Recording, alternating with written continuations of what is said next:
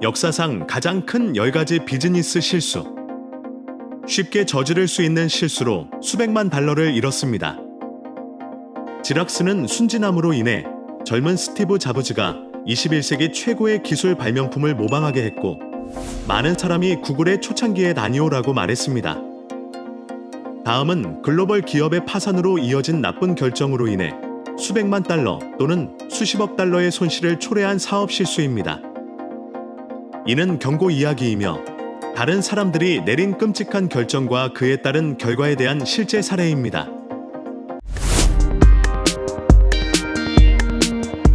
1위, 코닥과 디지털 기술에 대한 경멸. 코닥은 최고 직원 중 한 명인 엔지니어 스티브 샘슨을 통해 최초의 디지털 카메라를 발명했습니다. 코닥은 최초의 디지털 카메라에 대한 특허를 등록했습니다. 당시 컴퓨터는 아직 제한적으로 사용되었기 때문에 디지털 이미지를 즐기는 가장 좋은 방법은 텔레비전이었습니다. 아마도 당시 아날로그 카메라 시장과 현상용 필름롤 또는 카세트의 성공과 수익성 있는 특성으로 인해 코닥은 업계에서 최악의 실수 중 하나를 저지르게 되었습니다. 코닥은 1세기 동안 카메라 시장을 지배했지만 새로운 천년의 추세에 적응하는 방법을 몰랐던 것 같습니다. 끔찍한 결정으로 그들은 도박을 했고, 디지털 이미지에 대한 시장의 엄청난 수용성을 알고 있었음에도 불구하고 아날로그 카메라와 필름 롤에만 집중했습니다. 그들은 너무 늦을 때까지 디지털 기술을 동결시켰습니다. 이를 위험 회피, 미지의 것에 대한 두려움 또는 시장 틈새 상실이라고 부르겠습니다. 디지털 카메라의 창시자들은 자신의 발명품을 외면하고 쓸모없는 기술을 고수했습니다. 2000년, 디지털 기술의 폭발적 성장과 함께 코닥의 수익의 70% 이상이 여전히 아날로그 제품에 집중되어 있었습니다. 시장 동향을 모르는 거대 기업의 쇠퇴가 시작되었습니다. 2000년부터 2010년까지 코닥의 수익은 절반 이하로 감소했습니다. 코닥은 디지털 시장에 진출하기 위해 노력했지만 카메라 모델은 손실을 냈고, 특히 휴대전화와 디지털 카메라가 내장된 다른 기기의 시장이 호황을 누리는 상황에서 더욱 그렇습니다. 2004년부터 2010년까지 코닥은 연간 약 12억 달러의 손실을 냈고, 2012년 이 세계의 사진 시장의 거물이 파산을 선언했습니다.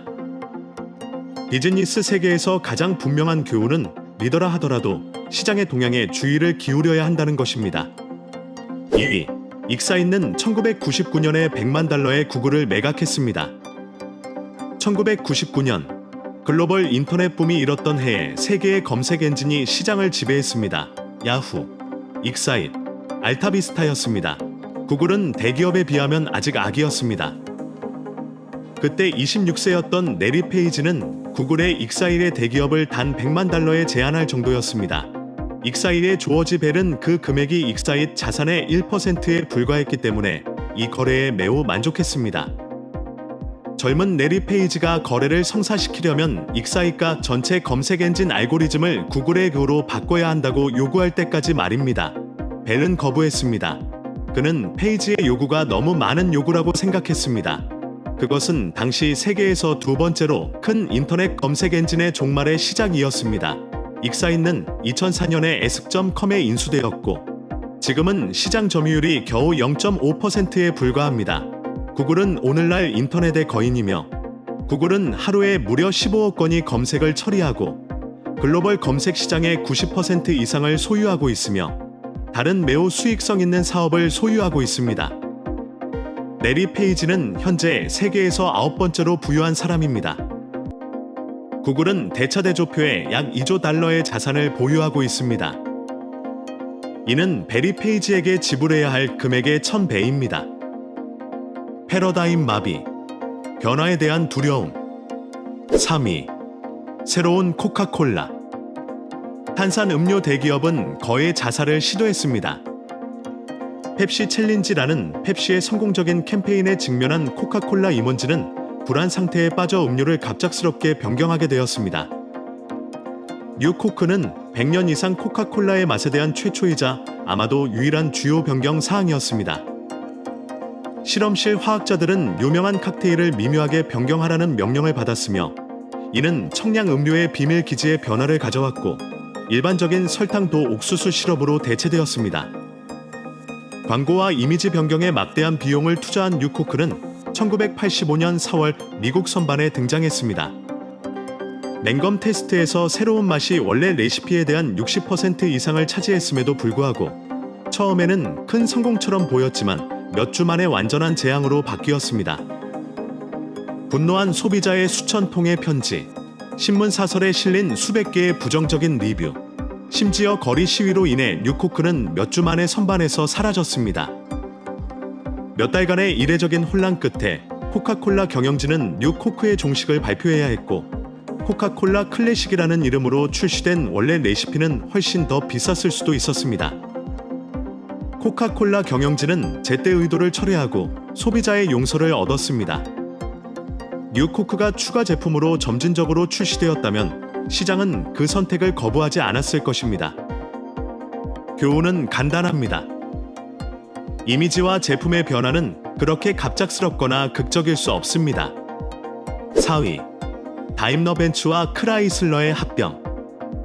현재 피아트가 소유한 크라이슬러는 미국 자동차 산업의 빅3 중 하나였으며 미국 시장에서 더 큰 입지를 굳힌 GM과 포드와는 달랐습니다. 크라이슬러는 일본 브랜드의 입지가 커짐의 위협을 느꼈습니다.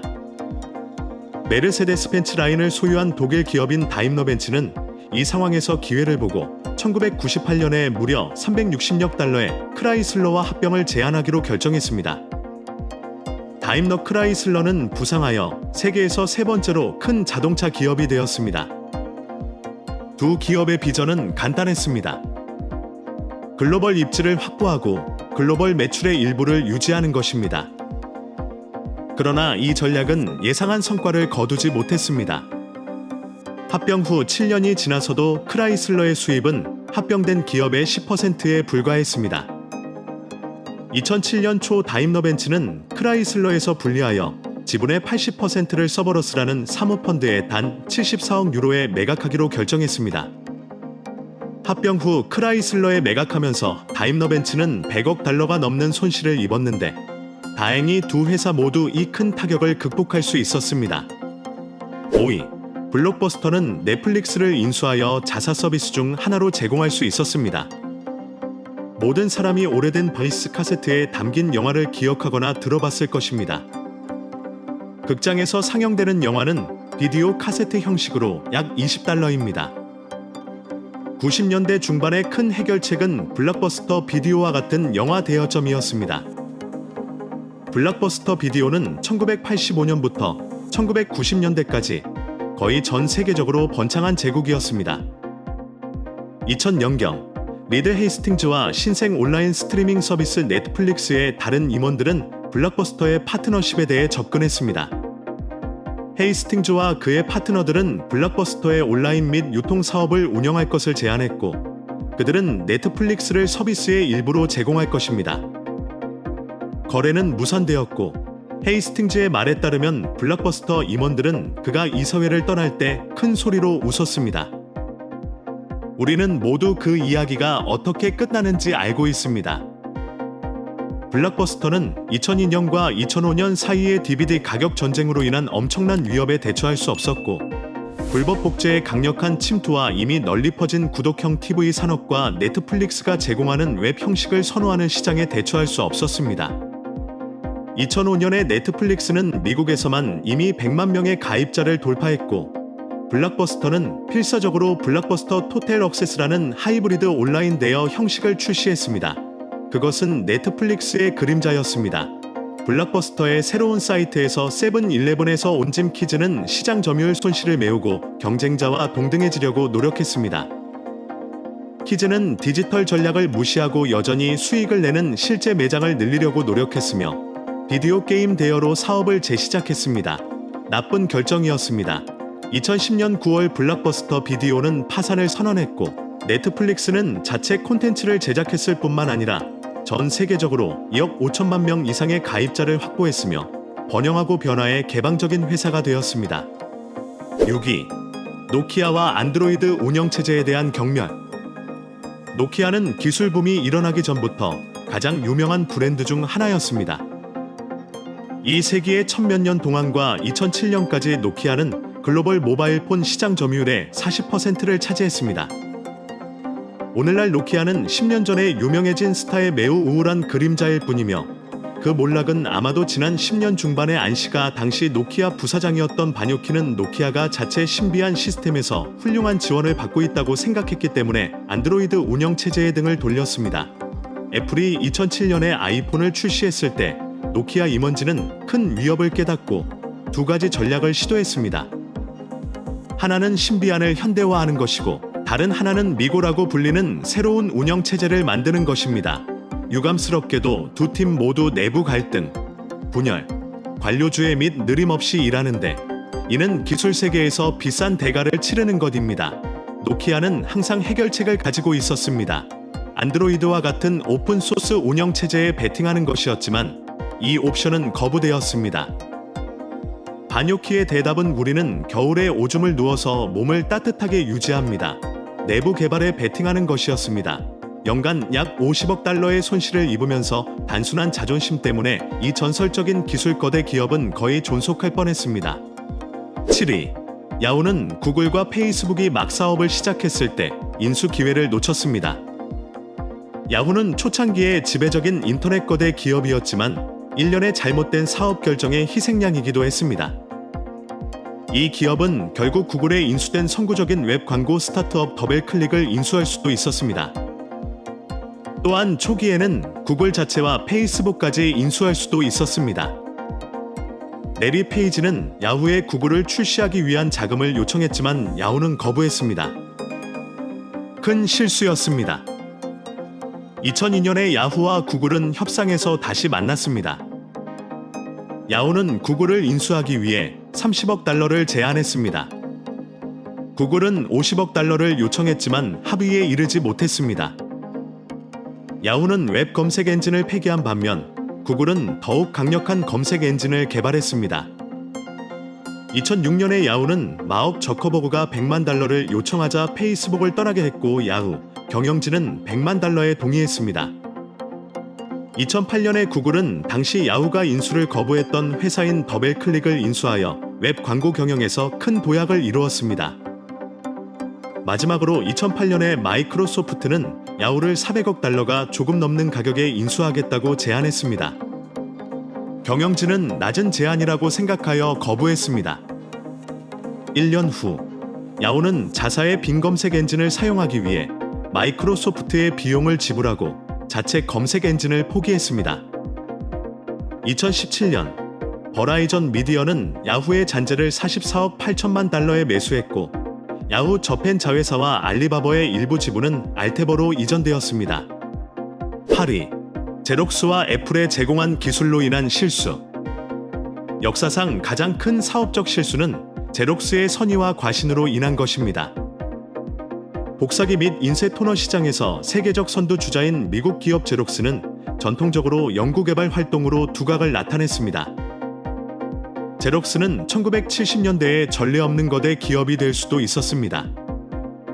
제록스는 상용화조차 하지 않은 여러 연구 분야를 소유할 만큼 호사를 누렸습니다.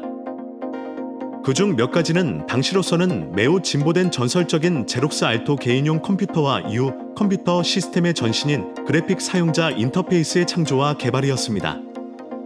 제록스 가이드를 통해 사용자는 이미지와 그래픽과 상호작용할 수 있었으며 오늘날 마우스가 있는 현대 운영체제와 비교할 수 있습니다.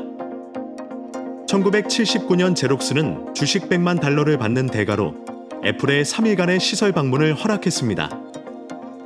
이 기회를 놓치지 않고 스티브 잡스를 포함한 최고 인재를 제록스 연구실로 보냈습니다. 잡스는 제록스를 방문한 일에서 자신만의 비유를 만들어냈습니다. 1994년 인터뷰에서 매킨토시의 기원에 대한 질문을 받았을 때 스티브 잡스는 공개적으로 이렇게 대답했습니다. 훌륭한 예술가는 모방하고 위대한 예술가는 훔칩니다. 제록스의 사람들은 자기들이 손에 무엇을 쥐고 있는지 몰랐던 것 같습니다. 빌 게이츠도 제록스의 발전에 영감을 받았다고 주장했습니다. 가장 나쁜 점은 제록스의 개발 엔지니어이자 방문을 목격한 레리 리스터에 따르면 그들이 개발의 5%만 보여줬지만 스티브 잡스에게 영감을 주기에 충분했다는 것입니다. 80년대 초 제록스는 애플을 자사 기술 사용 혐의로 고소했습니다. 그러나 이 소송은 기각되었고 아무런 결과도 없었습니다. 서명된 계약이 있었기 때문입니다. 제록스의 과학자들이 그렇게 신뢰하지 않았다면 오늘날 우리는 전능한 제록스 파역시에 대해 이야기하고 있을 것이고 윈도우나 매킨토시에 대해 이야기하고 있지는 않았을 것입니다. 그들은 단순히 세계의 가장 큰 기술 투자를 경쟁자들에게 내주었습니다. 9번째, 기본적인 변환 오류로 인해 나사는 3억 2,700만 달러의 손실을 입었습니다. 3억 2,700만 달러짜리 화성기후 궤도선이 나사 역사상 가장 어리석은 오해로 인해 우주에서 사라졌습니다. 다국적 항공우주 계약업체인 로키드 마틴이 영국식 측정 시스템을 기반으로 탐사선을 설계한 반면 나사 과학자들은 작업에서 미터법을 사용했습니다. 피트에서 미터로, 마일에서 킬로미터로 말입니다. 나사는 그 결과를 상상할 수밖에 없습니다. 탐사선의 추진기가 고장나고 오작동하여 화성 궤도 근처에서 손실이 발생했고 약 3억 2,700만 달러의 비용이 낭비되었습니다. 나사는 며칠 동안 오류를 깨닫고 있었지만 측정의 불일치를 너무 늦게 알아챘습니다. 10번째, 통제 소각으로 인해 로스앨러모스 시는 10억 달러의 손실을 입었습니다. 마니어먼트를 담당하는 공무원위원회는 뉴멕시코주 로스앨러모스시 소방국과 함께 세로 그란데이 삼봉우리에 있는 기념물 내부의 높은 임박한 위험을 고려하여 통제된 소각을 계획하기로 결정했습니다. 소각 단계는 2000년 5월 4일에 시작하기로 결정했습니다.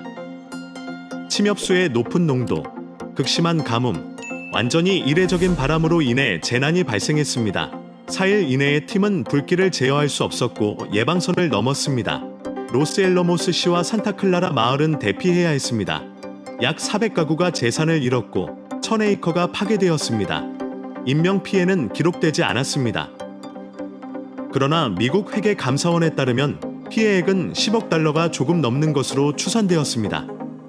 의사소통 실패, 위험에 대한 두려움, 변화에 대한 두려움, 시장과 고객을 과소평가, 경쟁사에 대한 지나친 신뢰, 제품을 갑작스럽게 수정하는 것 등은 비즈니스 세계의 모든 사람이 저지를 수 있는 실수입니다. 아직 구독하지 않으셨다면 어메이징 팩츠에 가입하여 호기심, 놀라운 미스터리 등에 대한 더욱 흥미로운 콘텐츠를 받아보세요. 그리고 이 영상이 마음에 드셨다면 좋아요를 눌러주시고 친구들과 공유해주시고 이 놀라운 사실 중 가장 마음에 드는 것이 무엇인지 댓글로 남겨주세요. 다음 영상에서 뵙겠습니다.